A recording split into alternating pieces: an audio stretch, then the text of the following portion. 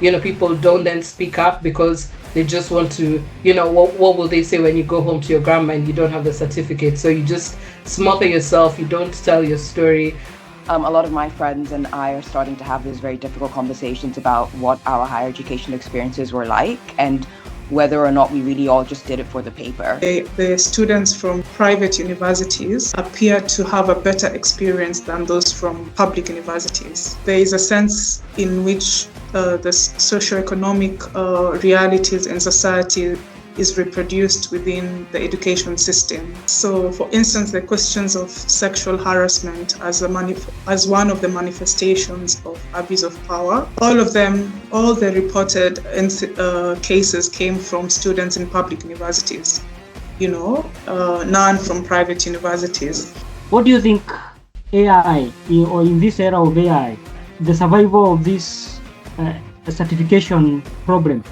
Do you think there could be some hope to either alleviate this challenge or maybe make it worse? About what you think about how this shapes how these law students view themselves in the profession later, right? So if the dominance of certification is what has come through in your thesis, how do you find that this affects how they view themselves joining the profession?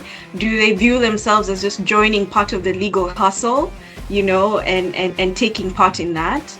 And also, how do they deal and cope with this theater of lawyering?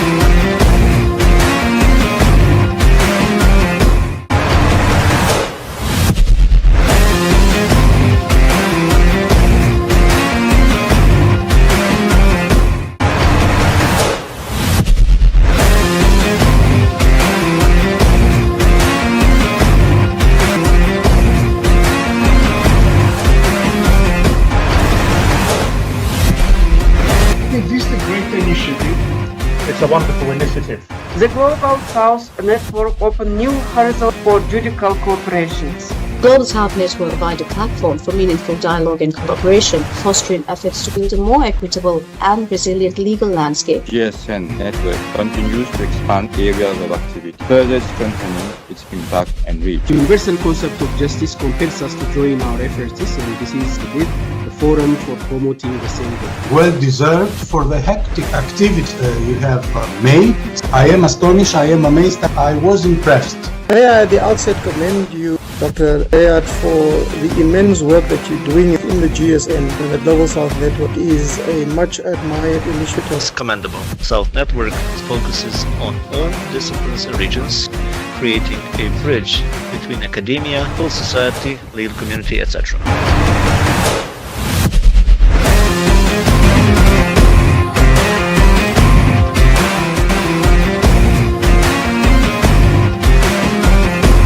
The Global South Network provides an important space to share experiences and learn good practices from one another.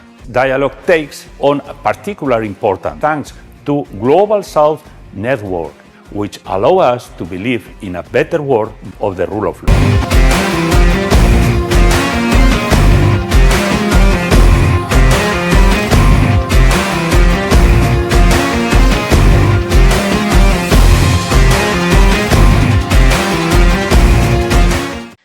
Thank you, everyone. Thank you, Norman. Thank you for convening us together.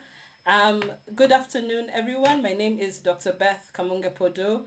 I am a lecturer in law at Leicester Law School. I am also an advocate of the High Court of Kenya, although currently not practicing. I'm delighted to be chairing the session today. This is our 11th seminar in phase 5 of the International Interdisciplinary PhD in Progress weekly seminar series, which is organized by the Global South Network, which is convened by Dr. Norman Riyad, who's also one of my colleagues at Leicester Law School. So thank you.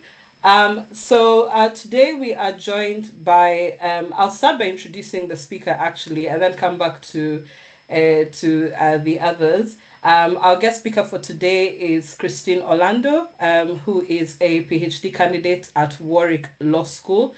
Christine is also a fellow advocate of the High Court of Kenya, so my fellow learned friend. But she's currently a Commonwealth PhD scholar at Warwick Law School. Her ongoing PhD focuses on the right to higher education in Kenya, and her research interests include human rights law, intellectual property law, and policy, education law and policy, and economic law. So welcome, Christine. We also have our discussant for today, Dr. Damarie Kalonzo. Dr. Kalonzo is a lecturer at Leeds Law School at Beckett University. Dr. Kalonzo is a care-focused legal researcher, educator, and human rights advocate. Her work bridges scholarship and social justice practice with a focus on gender equality, disability rights, and human rights campaigns. Dr. Kalonzo joined Leeds Law School in January 2026. She completed her LLM in International Human Rights in 2019, and she also holds a PhD in law from the University of Leeds, where her research explored the legacy of colonial welfare in Kenya, centering on mothers raising children with disabilities in low-income settlements. Her approach combines legal and social policy analysis with participatory engagement to understand and challenge structural inequalities. You're very welcome, Dr. Damarie Kalonzo. We also have peer commentators. Our first one that I'll introduce is Aileen Kimuhu, who's the first peer commentator for today's session. Aileen is a postgraduate researcher with a strong academic background, holding a first-class Bachelor of Law degree and an LLM with distinction from the University of Reading. While at Reading, she's also rewarded with the Outstanding Postgraduate Student Prize by the University of Reading for her consistent, excellent academic performance and insightful thesis. Aileen is currently pursuing a PhD in law at the University of Exeter, and her research centers on the use of cultural and intellectual property to redefine the boundaries of citizenship in Kenya. She's particularly interested in the interplay between culture, history, and the continent, and she's also a published author, and her works can be found in Democracy for Africa, the Continent, Nuruba Institute. So welcome very much, Aileen Kimuhu. And finally, we also have Peter Karanja Wainaina, who's the second peer commentator for today. He's a PhD candidate at the Faculty of Education, Northeast Normal University in Changchun, China. His recent publication in the Discover Education Journal explores knowledge management for national development, focusing on how environmental factors influence knowledge utilization and sharing among foreign educated Kenyan returnees. Welcome, Peter Karanja Wainaina. Thank you for joining us.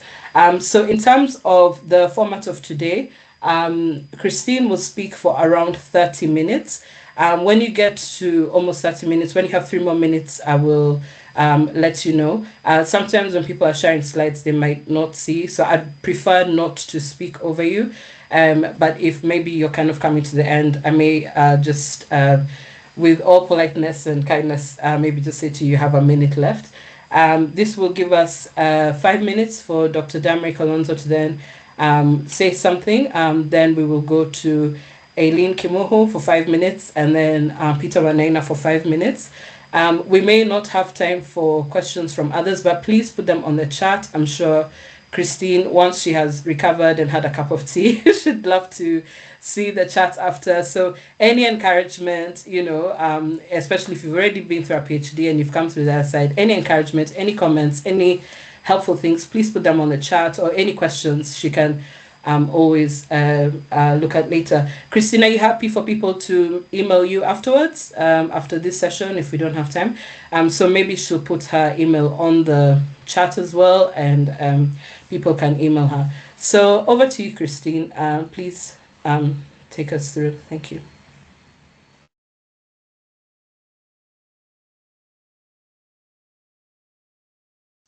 Okay, thank you, everybody. As you have been introduced, I'm Christine Olando, in the final stages of my PhD. And my thesis examines the right to higher education and certification. And I did a case study of the provision of higher education in Kenya in the law discipline.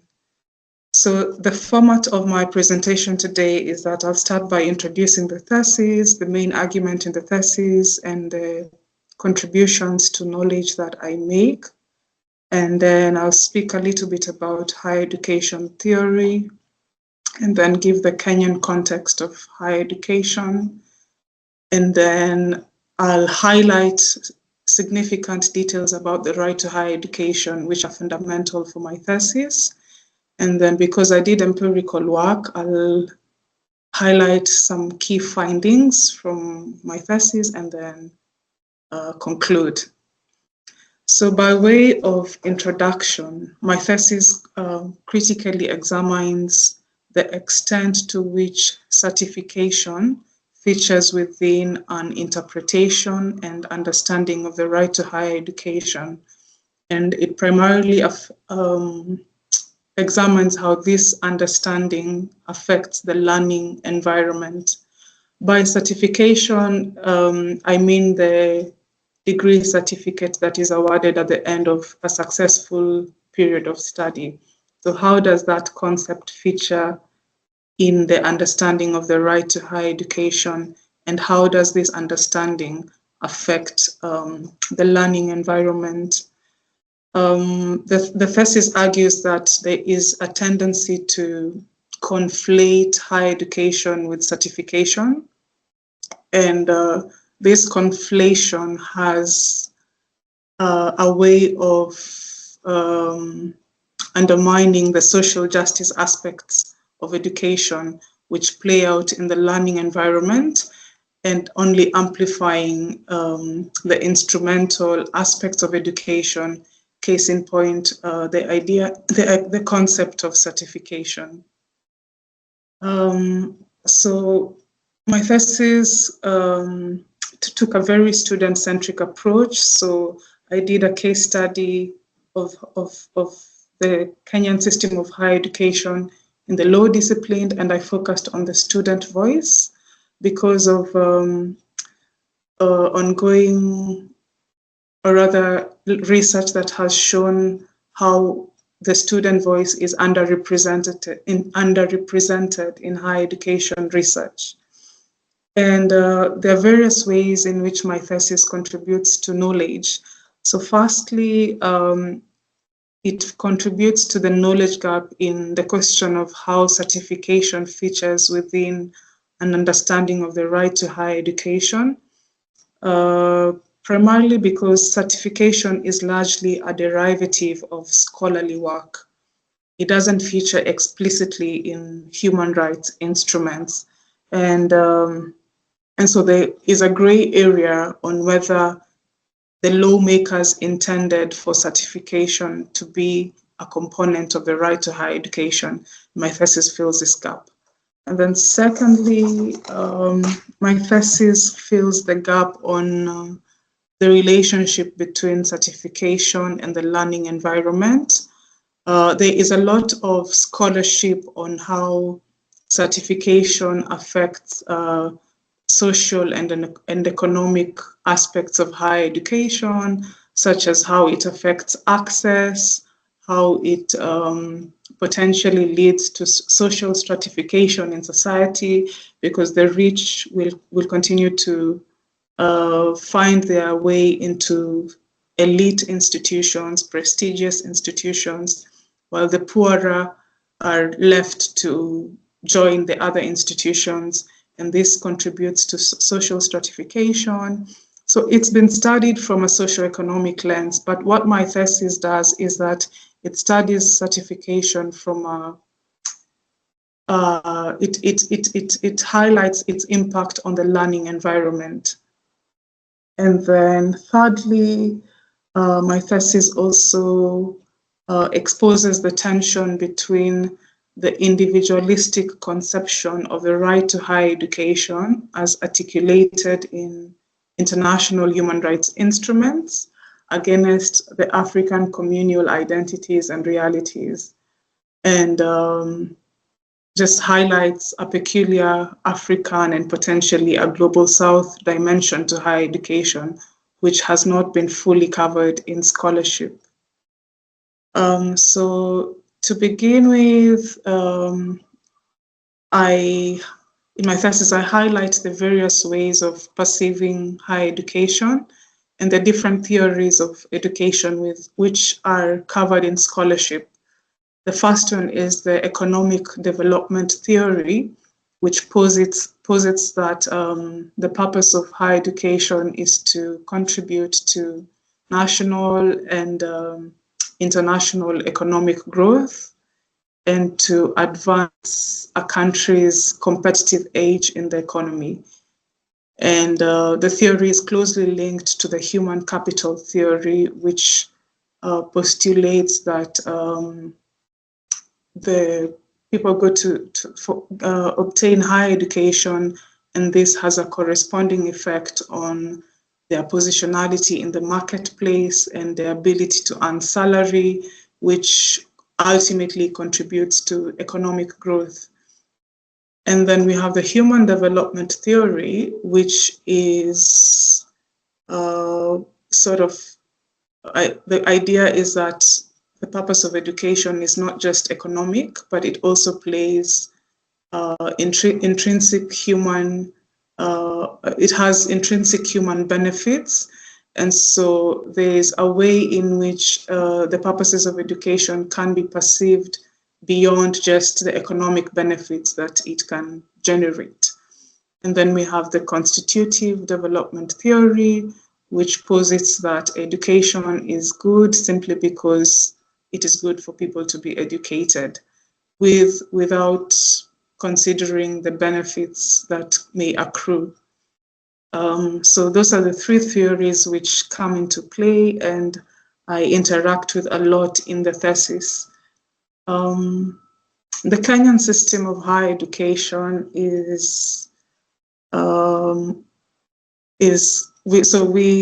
Kenya was colonized by the British and inherited the formal system of education, and the system is also very marketized, and on top of it, it's also privatized.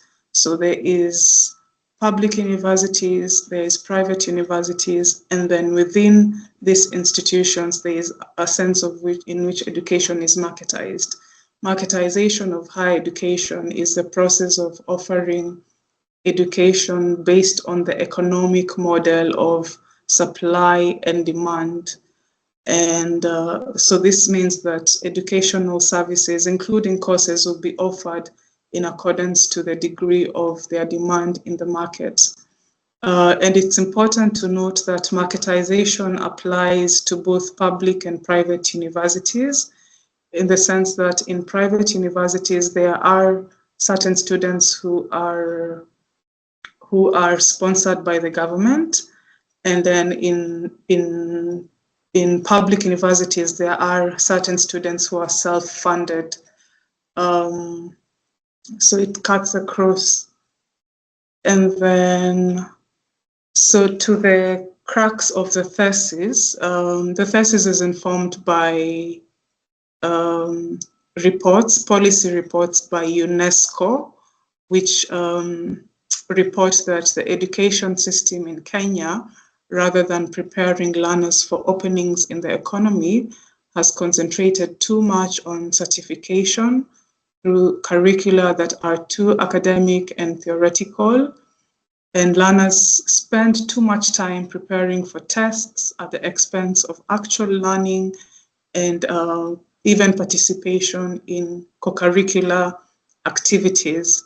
It is also reported that the centralized curriculum doesn't take into account the diverse needs of learners in their geographical and sociocultural contexts, and that there has been a concentration on imparting theoretical skills at the expense of practical skills and desired attitudes and values. So policy documents confirm my hypothesis that there is a tendency to over-focus and concentrate on certification at the expense of meaningful learning. And so to bring in the discussion, to broaden it to the right to higher education. The right to higher education is indeed a human right, and it is very much multifaceted. So across the different human rights instruments, the International Covenant of Economic, Social and Cultural Rights, the European Convention on Human Rights, and the African Regional Human Rights Instruments, there are various facets of the right to higher education which come into play.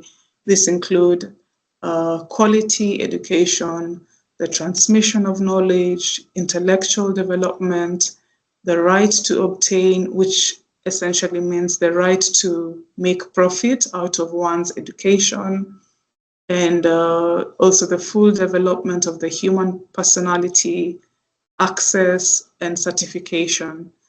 However, the term certification only appears in the European Convention of Human Rights. So all the other instruments do not explicitly mention certification. So there is a sense in which certification as a component of the right to higher education is highly marginalized. And so the question is, if the human rights instruments say very little about the place of certification within an interpretation of the right to higher education, why is it that in practice we find the opposite? Certification is sort of overshadowing all these other aspects. And that question is at the heart of this thesis, and examining how that impacts the learning environment. So when I did my fieldwork, I did focus group discussions with students from 5 institutions of law faculties in Kenya, both private and public. And I used a feminist methodology, which allowed the students to give full expression to their views. And this is what they said about certification. They acknowledged that certification is indeed the most important factor of their education. And these are some of the direct quotes verbatim from them. So one of them says that certification is important. It can open windows for opportunities. If you don't have that certification, obviously you might not make it that far. Another one says that I think the end goal at this university, once you set foot, is graduation. I think the graduation is the equivalent of the salvation at Calvary. And then another one says it's the only priority because, I mean, you are a student. The whole point of being a student is to study and get your certificate and then move on and progress to the next level. I feel like certification is not only important, it is necessary. Intrinsically, it is very necessary. And so the findings from the fieldwork confirmed that certification is indeed the main priority for their education. And part of the focus group discussed what, according to the student, is the meaning of a right to higher education. And the right to higher education has largely been understood to mean access to higher educational institutions. And notably, access is the only precursor to acquiring certification. So once somebody has gotten access, then they're able to sit for exams and pass exams and get certified. And that just adds on to the hypothesis that there is a dominance of certification. And then in the focus groups, I also asked the students what the meaning of quality higher education is to them. And a majority of them confirmed that a quality education, in their understanding, is a type of education that is vocational, which adequately prepares them for relevance in industry. Yeah, there are some who talked about quality in terms of how lecturers get to show up in the classrooms and how they engage with them. But a critical analysis of even those who cited these other aspects of quality revealed that they were interested in these other aspects to the extent that they would facilitate their passing of exams. So that was the finding. And then when it comes to how does the dominance of certification in an understanding of the right to higher education affect the students, the data reveal that it exacerbates power dynamics for students, power dynamics between lecturers and students. So to begin with, in every higher education institutions, there are indeed power dynamics by virtue of the age difference between lecturers and students, the position of authority that lecturers hold, their knowledge, and that exists as a de facto aspect of higher education. However, when a system is so focused on certification, the effect is to exacerbate the already existing power dynamics. And I did focus groups with law students. And so this is one of what some of the things that the law students say which confirm the existence of power dynamics. So one of them said, I think we all know that law students have a very fun personality. Like 90% of them already act as if they are advocates. They are entitled to all the respect and everyone is beneath them. So this shows how the students even perceive their lecturers, some of who are advocates, because in Kenya it is allowed for practicing advocates to teach simultaneously. And then one of them, when asked why they don't complain about unhealthy power dynamics, said, even if they don't influence what happens here, they can influence what happens to you outside. The legal profession is a close-knit community. So this shows a self-reticence that emerges from the students. And then this is another expert. In law, we work with seniority. There is literally no way you expect me to reprimand my senior. The guy has been practicing for 30 years. This is a student who was narrating how they had a complaint about a certain lecturer, but when they went to report, the dean was not able to reprimand the lecturer because the lecturer had power and was more senior to him in the profession, to the dean rather. And these are other experts. And down here, this is a student who was being advised not to avoid courses where there is unhealthy power dynamics. So this shows the extent to which power dynamics are exacerbated when there is a dominance of certification. And so in the power relations, grades and the desire for certification are used to perpetuate systemic and unequal power relations, which are mostly gendered. So the data revealed that there are more females than males who are affected. And it also revealed that students in public universities are affected more than students in private universities. And when it came to exercising agency, the data revealed that students feel unable, let me not say not able, but they feel unable to voice complaints for other reasons, among them being that they fear jeopardizing their chances of graduating.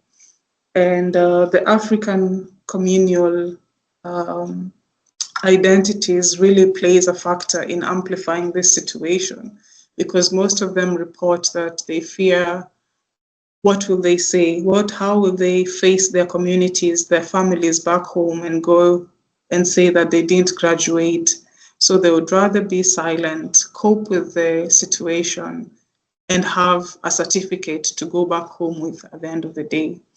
And so what happens is that there seems to be a self-repeating cycle where students have a limited understanding of the right to higher education, which is largely centered around access and certification against all the other facets that I spoke about earlier.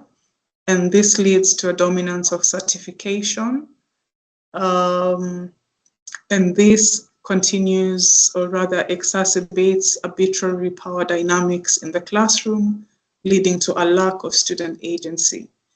And then conversely, there is the lack of student agency makes it easier for the arbitrary power dynamics to continue, which leads to a dominance of certification to the extent that if the students feel like they cannot complain about their environment, their learning environment, then the only other option is to focus on getting certified and graduating. So it leads to a dominance of certification, and that right to higher education continues to be understood in a parochial sense. And in conclusion, conclude by saying that the dominance of certification in an interpretation and understanding of the right to higher education largely shapes the students' approach to higher education, and this adversely affects their experiences, fostering abuse of power in the learning environment and curtailing their capacity to exercise agency. And by cultivating a nuanced understanding of the right to higher education, which emphasizes the value of the social justice elements, including a conducive learning environment alongside certification, then students can be better equipped to exercise agency. And finally, certification and a conducive learning environment are not mutually exclusive. They can coexist together. Asante sana. Thank you so much, Christine. That was wonderful. If we could all just give our thanks and appreciation for that, and well done for keeping to time. Thank you so much. I had one question, but you can answer the end, which was about which theory was most persuasive to you for the education theories. You know, you had like, why do people go to school? Is it just to improve the economy? Is it just because education is good for its own sake? So we'll go with Dr. Damarie, Kalonzo, then we'll go with Aileen, and then Peter, and then I'll give you some time to respond to what they said briefly, which could even be you go away and think about it some more. So don't feel under any pressure to. It's not Viva Part 2. But yeah, so please, Dr. Damarie Kalonzo, please, you're welcome. Thank you, Beth. I think the session turned very formal once we realized we have a new doctor in the room. So first of all, congratulations, Dr. Christine Olando. You made it. So I think first of all, that's where we start. I think your thesis is an important and timely intervention that has a potential to shape the future of the legal profession as we know it. So congratulations on that as well. I find it very timely because just a month ago, I believe young lawyers and advocates were protesting against sexual harassment on the streets of Nairobi against some toxic partners in some firms and also senior members of the profession. So I think you have a lot to offer in terms of discussion here. My main comments are around really provocations for thought. I just want to hear more about what you think about how this shapes how these law students view themselves in the profession later, right? So if the dominance of certification is what has come through in your thesis, how do you find that this affects how they view themselves joining the profession? Do they view themselves as just joining part of the legal hustle, and taking part in that? And also, how do they deal and cope with this theater of lawyering? I really liked the one of your interlocutors mentioning the persona of lawyers and how, you know, young legal students view themselves in the world, but also this view of deference to authority, right? This competing hyper confidence, and yet this very deferring to respect and the hierarchies therein, and how that plays into how they see themselves taking part in the profession in the future. And lastly, what's the role of the legal professional bodies? So how does this play into the politics of the Law Society of Kenya? But also, what is the role of the Council of Legal Education in really upholding that right to higher education? I'm looking forward to hearing your thoughts, and once again, congratulations. Thank you so much, Damarie, for those really interesting comments and for also updating with the contemporary developments that are happening. I will now go to Aileen Kimuhu. If you could unmute yourself and please share your thoughts. Okay. Hi, Christine. Should I say Dr. Christine? That was a lovely presentation. Honestly, I just want to echo what Damarie said about it being very timely and relevant, because a lot of my friends and I are starting to have those very difficult conversations about what our higher education experiences were like and whether or not we really all just did it for the paper. And just hearing you kind of bring this conversation into the academic field and giving us the vocabulary to then continue to have this conversation is so important. So thank you for that. I was also really keen about what you said about like power relations, especially you were very keen on pointing out the hierarchical power relations between students and teachers. But I also noticed that like the students were also self-disciplining themselves. Power was also flowing laterally. So I'm quite curious to see like how you define power and what other effects you witnessed or were able to examine as a result of these power relations and how they shaped what we believe to be the right to education. Thank you. And as always, great work. Thank you so much, Aileen, and thank you for those wonderful Foucauldian reflections. And finally, we have Mr. Peter Karanjo Wainaina. Okay, thank you so much, Chair. Congratulations, Christine. As it is not a simple job to get to where you are. Thank you for the powerful presentation. I liked everything that you've spoken about and about how certification has affected, and you focused on law students or the law school. But again, this happens, okay, you did on that, but in my view, it also affects other fraternity, but from your explanation, I think it's tougher in the law school. Now, I have one question, maybe. What do you think that this study of yours can contribute to the education system in Kenya? What do you think are the contributions that your study can make to the Kenyan education system? Another question that's related to the education system.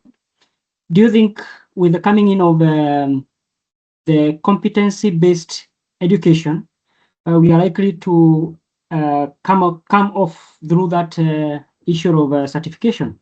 Because the competence-based education is not is said to be not exam-oriented, which is not really certificate-oriented or whatever. So do you think there is hope in the competence-based education? Lastly, the question is, what do you think AI, or in this era of AI, the survival of this certification problem, do you think there could be some hope to either alleviate this challenge or maybe make it worse? Maybe you can also think about that. As you say, the comments that you're receiving today can also help you improve your work. Otherwise, your work is good, and I appreciate and also like happy to be present in this discussion. Thank you so much. Thank you, Mr. Wainaina, and thank you for also to all the other people who've had a chance to say something. We're doing really well for time. So Christine, you may also end up being able to have people comment. Before I give you a chance to maybe reflect on, you don't have to reflect on everything. There's some things you'll go away and think about later, but so just go where the spirit leads you. But for me, it would be really interesting. I found it really interesting maybe to think about, like, in your research, was there a difference, because you talked about higher education, but that's chasing for papers, as Aileen was saying. Was there a difference maybe amongst the undergraduates and amongst people doing their masters or other second? Is there that sort of, when you're undergrad, everybody wants to do stuff that they're passionate about, but your parents tell you to do something that's marketable, and then maybe by the time you get into your second degree, which you might be paying for by yourself, or your final degree, maybe that's when you're actually now more concerned about the papers. I don't know if there's anything like that. And my final question would be, was there a difference for people who had studied elsewhere and then joined the Kenyan system later? So for example, I did all my studying at the University of Sheffield in the UK, my undergrad, master's and PhD. Then went to Kenya School of Law. Actually, I went to Kenya School of Law before my PhD, but it was such a shock, like even having gone through 844 system and all of that, but going back and then, like some of the things that you talk about, of course, we're raised to be respectful and everything, but it was a different sense of, okay, I'm dealing with, and and as you're saying, you hear all the stories, you hear all the stories of like, oh, that one is so dodge and all of that. But was there a difference in terms of maybe what people who studied abroad were seeking, or was it maybe even stronger? They just wanted the certification and just kind of get out of there, especially because you came from abroad, do you even know the law? Or was it different? I don't know. I don't know if your empirical data went into all those nuances, but perhaps it could be something that is your next project or a different project, just to kind of like tease out those things even more. Is there a difference for people from Nairobi to other people in other counties? I don't know. But yeah, that can be something you think about. But yeah, please share your thoughts. And if other people have other questions, you can be formulating your questions. I'm still soliciting for people to also put on the chat where they're joining us from. I'm sure Christine will be really happy to read it later to see where people came from to join her. But also, if you have questions, please feel free to put them on the chat. Over to you, Christine. Okay, thank you so much, Dr. Beth. I'll start with your questions. So you had asked about the theory that my thesis is more aligned with, and yeah, good question. Yeah, the constitutive development theory, which postulates that education, it's good for people to be educated. Yeah, there might be benefits, there might not be benefits, but that aside, it is good to have an educated populace. And the constitutive development theory is akin to the human rights-based approach theory. And the theories, both of them require the governments to be proactive and to make direct interventions in the education system. From a historical point of view, after independence, a lot of governments, not just Kenya, but in Africa and all over, adopted the human capital theory, which is based on economic growth, because the idea was that we need to rebuild our now independent state and take it in our hands.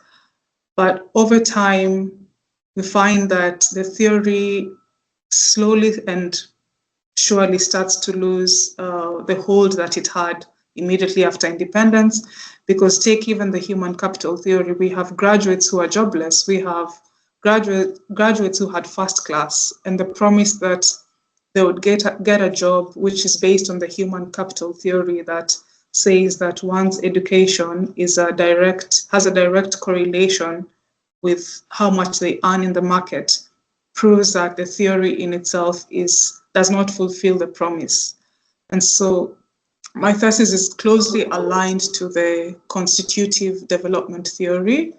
However, this is not to dismiss the other theories, because we know that in the knowledge economy, there is a way in which the university, the entrepreneurial university, really plays a significant role in the economy. And your question on undergrads, so a limitation of my study is that I only focused on the undergrad students. So I didn't engage with masters or PhDs. That's a limitation. Yeah, so it was just undergrads. But even within the undergrad student body, there is a sense in which their perceptions differ, their experiences differ.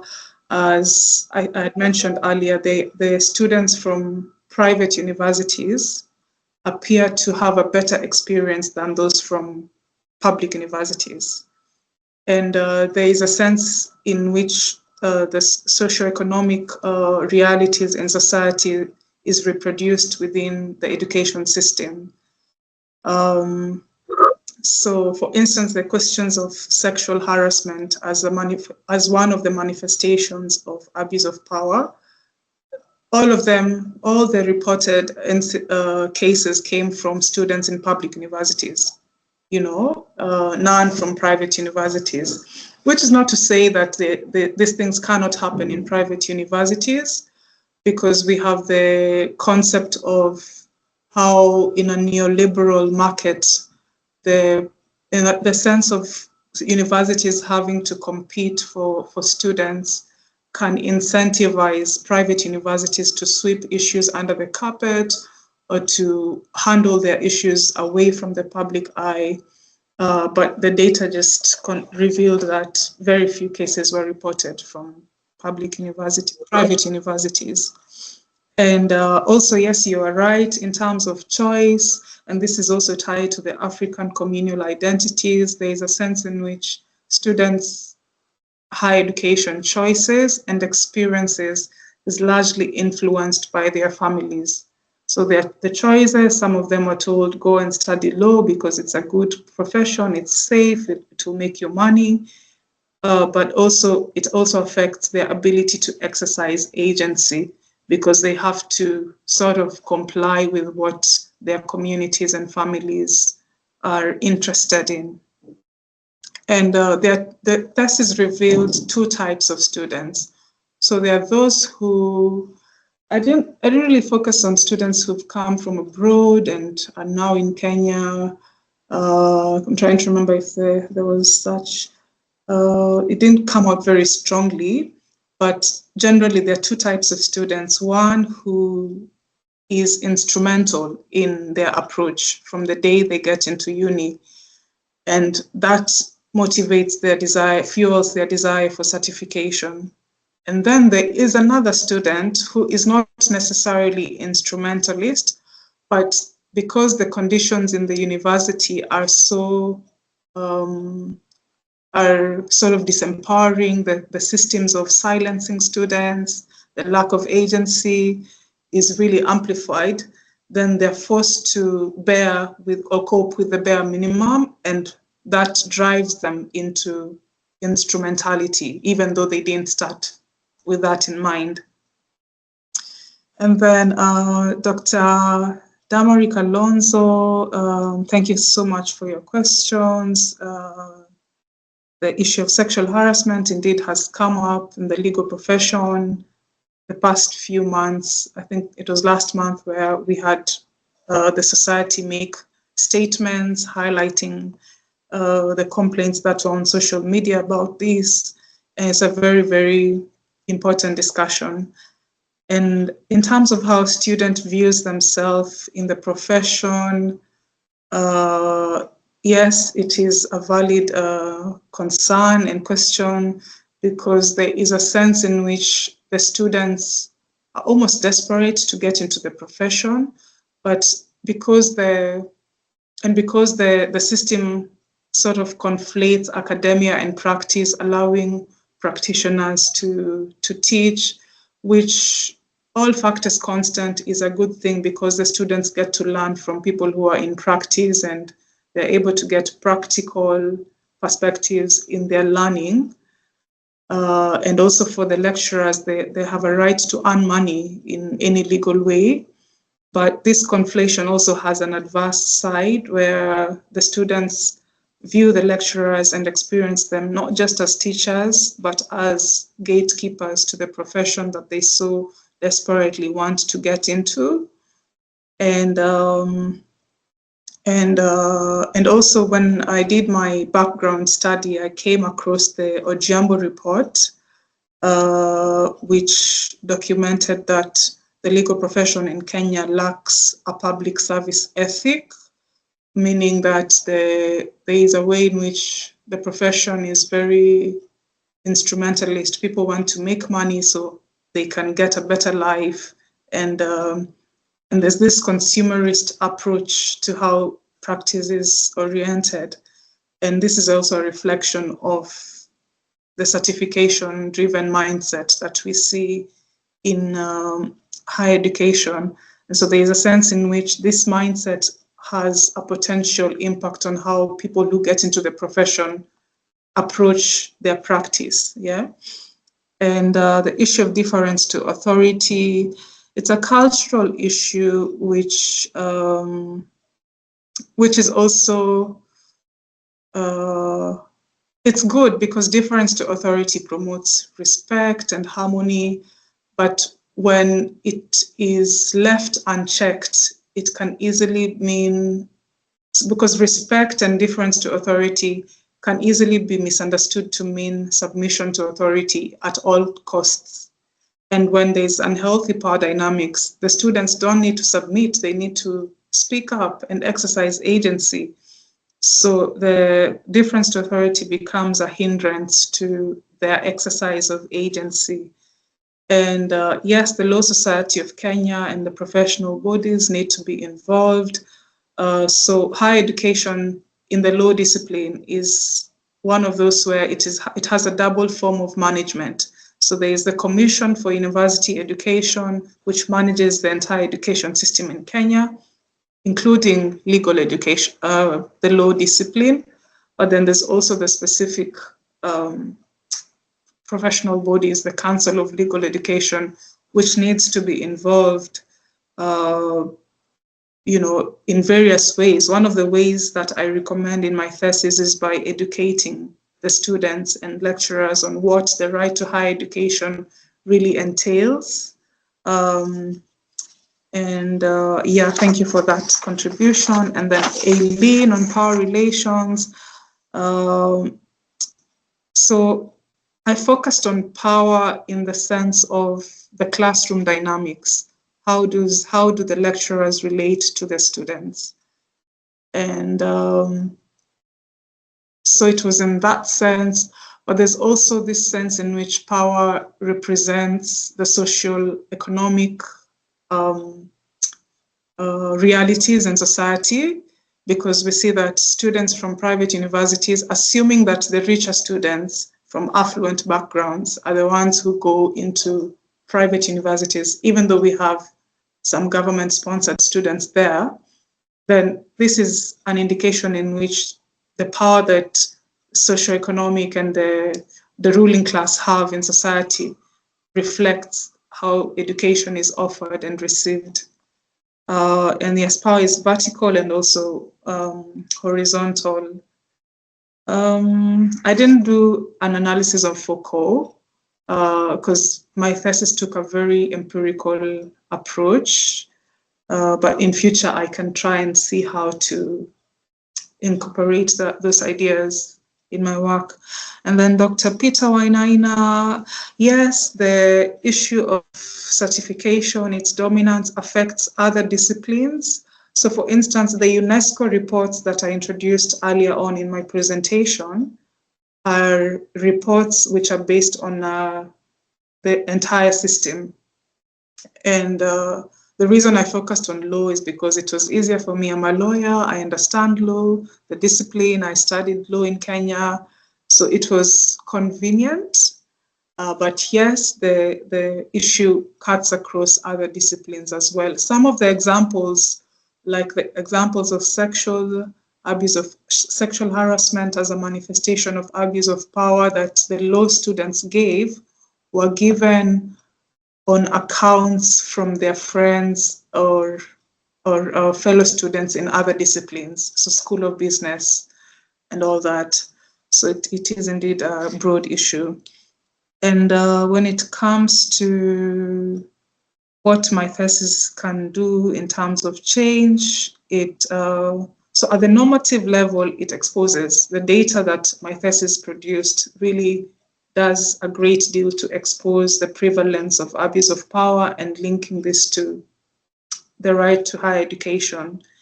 More practically, it calls for a re-education of actors in the higher education on what the right to higher education means. So for instance, when the International Covenant of Economic and Social Rights talks about how education needs to be aimed at the full development of the human personality, that is a factor which needs to be highlighted and brought to the forefront. And scholars talk about the right to higher education being about rights respecting learning.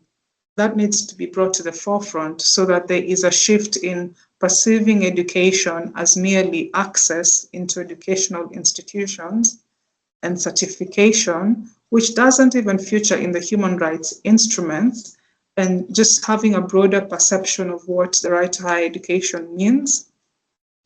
And all this is aimed at improving the student experience. And the the competency-based curriculum is a good place to start because it sort of neutralizes the dominance of certification. However, it needs to be complemented with a change in culture. Yeah, for the legal profession, I can speak for the legal profession, the culture of hierarchy, the hierarchical nature of how people interact. It might still continue, but needs to be handled with sensitivity so that the student's experience is not affected. Yeah, and that's a cultural shift that needs to happen. Deference to authority. Students need to be empowered so that they're able to exercise agency when it's time to. And the influence of AI on all of this. So the issue of AI is a global issue which is still being debated. The issue is that students are cheating in exams, and how do we balance out the good aspects of AI with the fact that we need to continue having integrity in the academic process and all of that. And so I think I need to think more clearly later on about how AI features in this discussion. Thank you so much, Dr. Wainaina, for highlighting that. Back to you, Beth. Thank you. So can we just give a final round of applause to our speaker today, to our discussants and our peer discussants? If people could join me in just giving a virtual or thumbs up or something, that would be great. Christine, I wish you very well as you move forward. I'm excited about your research. I hope that you'll engage with also theories on testimonial smothering, like the work of Christy Dodson. It's really interesting how you're saying, people don't then speak up because they just want to, what will they say when you go home to your grandma and you don't have the certificate? So you just smother yourself, you don't tell your story. It'll be really interesting when you engage with theories on epistemic violence and all of that, as well as the other feedback you've been given. So we will wrap it up today. Dr. Olando said she'd be happy for people to keep in touch with her, so she'll put her email on the chat. The Global South Network warmly welcomes PhD students from all disciplines from every corner of the world to share their research and receive interdisciplinary feedback. If you're interested in presenting your work or taking part in a future session, please contact Dr. Norman Riaz, who's the founder and convener of the network, and the address will be shared in the chat box. So thank you everybody for coming and for being with us, and I wish you a good rest of the day. Thank you. Bye. Thanks, Beth, for sharing the session. Thank you. Thank you. Bye.